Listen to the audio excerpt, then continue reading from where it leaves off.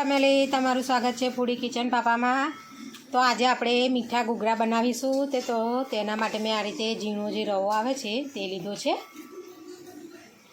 તેમાં બધું આપણે નાખવા માટે જે મસાલા કરવાના છે તેના માટે આ રીતે મેં દળેલી ખાંડ લીધી છે, ખસખસ, કાજુ બદામ અને પિસ્તા લીધા છે ને આપણે ઘીની જરૂર પડશે। તો આપણે કાજુ બદામ ને એને એકદમ ક્રશ કરી લેવાનું છે મિક્સર જારમાં। આ રીતે ત્રણેય મિક્સર જારમાં લઈ લીધું છે। તેને હવે આપણે પીસી લેવાનું છે, ક્રશ કરી લેવાનું છે ઝીણું। કકડા કરીશું તો આપણો ઘૂઘરો ફાટી જાય, તેટલા માટે આ રીતે મેં ક્રશ કરી લઈશ ઝીણું મિક્સર જારમાં। જો આ રીતે અધકચરું પીસી લેવાનું, બહુ ઝીણું લોટ જેવું નથી કરવાનું, તેને આ રીતે અધકચરું જ આપણે થોડું રાખીશું, બહુ ઝીણું નથી તેને કરવાનું। તો હવે આપણે આગળ જે આપણે રવો લીધો છે તેને આપણે શેકવાનો છે। તો આ રીતે કઢાઈમાં મેં લઈ લીધો છે, તો તેને મીડિયમ આંચ પર આપણે શેકી લઈશું। જો આ રીતે આપણે રવો શેકવા માટે મૂકી દીધો છે। ગેસ તમારે એકદમ મીડિયમ ટુ લો રાખવાનો છે, એકદમ ધીરો। તેમાં આ રીતે થોડું ઘી રેડ દઈશું આપણે। જો ઘીમાં શેકવાનું છે આપણે આ રીતે આપણે ઘી થોડું વધારે લેવાનું, તેને શેકવાનું છે, એટલે થોડું માવા ટાઈપ થઈ જાય આ રીતે। જો જેમ જરૂર પડે તેમ ઘી રેડતું જવાનું, તેને મીડિયમ આંચ પર આ રીતે શેકતા જઈશું આપણે। તો જો આ રીતે આપણો રવો શેકીને રેડી થઈ ગયો છે, તેને આ રીતે છૂટો છૂટો થઈ જવો જોઈએ। જો ફૂલી જાય રવો એકદમ ઘીમાં, આ રીતે છૂટો છૂટો શેકાવાનો, એકદમ તમારા મીડિયમ ગેસ ઉપર તેને શેકવાનો, જેથી કરીને કાચો ના રહે। જો આ રીતે શેકાઈ ગયો છે, હવે તેને આપણે ઠંડો કરવા માટે મૂકી દઈશું। અને આપણે ઠંડો થયા પછી મસાલો અંદર બધો કરીશું। ગરમમાં મસાલો આપણે કરવાનો નથી તેને, તો તેટલા માટે તેને આપણે ઠંડો થવા દઈશું। હવે આપણે જે રવો શેક્યો હતો તે ઠંડો થઈ ગયો છે, હવે તેમાં આપણે મસાલા કરીશું। તો તેમાં આપણે દળેલી ખાંડ નાખી દઈશું આ રીતે।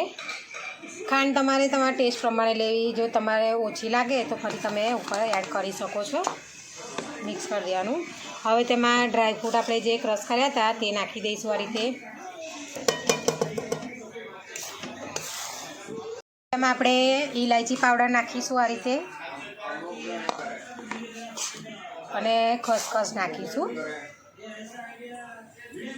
આ રીતે। હવે આપણે બધું મિક્સ કરી લેવાનું છે આ રીતે। જુઓ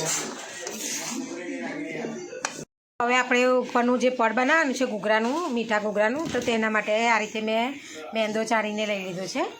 હવે તેમાં થોડું આપણે મોવન રેડીશું તેલનું, તમે ઘી પણ રેડી શકો છો, પણ હું તેલથી બનાવું છું તો હું તેલ રેડીશ તેમાં મોવનમાં।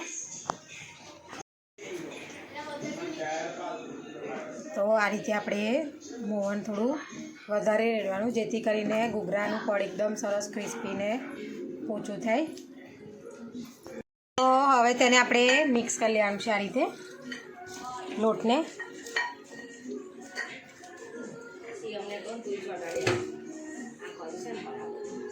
તો જો મોવન નાખ્યા પછી આ રીતે બધો લોટ એક સરખો આપણે કરી લેવાનો, જેથી કરીને લોટમાં મોવન મિક્સ થઈ જાય બધું। હવે તેને આપણે થોડું થોડું પાણી રેડતા જઈશું અને તેનો મીડિયમ સોફ્ટ લોટ બાંધતા જઈશું। તો આ રીતે આપણે થોડું થોડું પાણી રેડીશું અને મિક્સ કરતા જવાનું છે લોટને। તો આપણે લોટ બાંધીને રેડી કરી લઈએ। તો આ રીતે આપણે મીડિયમ સોફ્ટ લોટ બાંધીને રેડી કરી દીધો છે, તેને મેં તેલવાળો ઉપરથી કરી દીધો છે। હવે આપણે તેના નાના નાના લુવા વાળી દઈશું। આ રીતે આપણે નાના નાના લુવા કરી દઈશું, તેને પૂરી જેવું વણી લઈશું આપણે। તે આપણે પૂરીઓ વણી લીધી છે, તાજી તાજી પૂરી વણવાની, સુકાઈ ના જાય તેટલા માટે આપણે જેમ વણતા જઈશું તેમ તેને ભરતા જઈશું ઘૂઘરા। તો આ રીતે મેં થોડી પૂરી વણીને રેડી કરી દીધી છે। હવે આપણે ઘૂઘરા ભરીશું તેના। પૂરી લઈ લેવાની, તેમાં આ રીતે મસાલો ભરી દેવાનો। આપણે જે મસાલો બનાવ્યો હતો તેને આ રીતે પાણીવાળો હાથ કરી તેને આ રીતે ચોંટાડી દેવાનું. સાઈડમાં કિનારીમાં માવો આવો ના જોઈએ, તેનું તમારે ખ્યાલ ધ્યાન રાખવાનું. નકર તમારી પૂરી ચોંટશે નહીં, એટલા માટે આપણે માવો આ રીતે ભરવાનો ધ્યાન રાખીને તેને આ રીતે પ્રેસ કરી દેવાનું. જો હાથની મદદથી દબાવી દેવાનું. તે આપણે ચોંટાડી દીધી. હવે તેને આ રીતે કાંગરી પાડી દેવાની છે. જો આ રીતે જો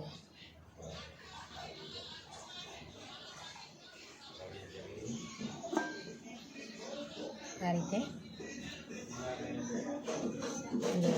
તો તે રીતે હવે આપણે બધા ઘૂઘરા ભરીને રેડી કરી દઈશું. એમાં તેલ ગરમ કરવા માટે પણ મૂકી દીધું છે મેં મીડિયમ આંચ પર. જેમ ભરીશું તેમ આપણે તાજા તાજા તળી લેવાના છે. આ રીતે ઘૂઘરા જે ભર્યા છે તેને તળવા માટે આપણે મૂકી દઈશું. આ રીતે તેને મીડિયમ ટુ લો ગેસ પર આપણે રાખવાના છે. બ્રાઉન રંગ ના થાય ત્યાં સુધી તેને તળી લેવાના. તે તળીને રેડી થઈ ગયા છે ઘૂઘરા આપણા.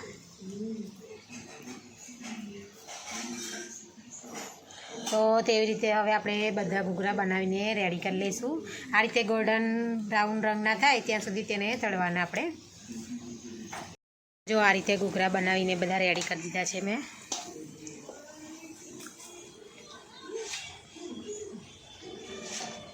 દિવાળી માટે સ્પેશિયલ મીઠા ઘૂઘરા. તો જો અમારી વિડીયો તમને પસંદ આવી હોય તો લાઇક શેર સબસ્ક્રાઈબ કરવાનું ભૂલતા નહીં. Thanks for watching.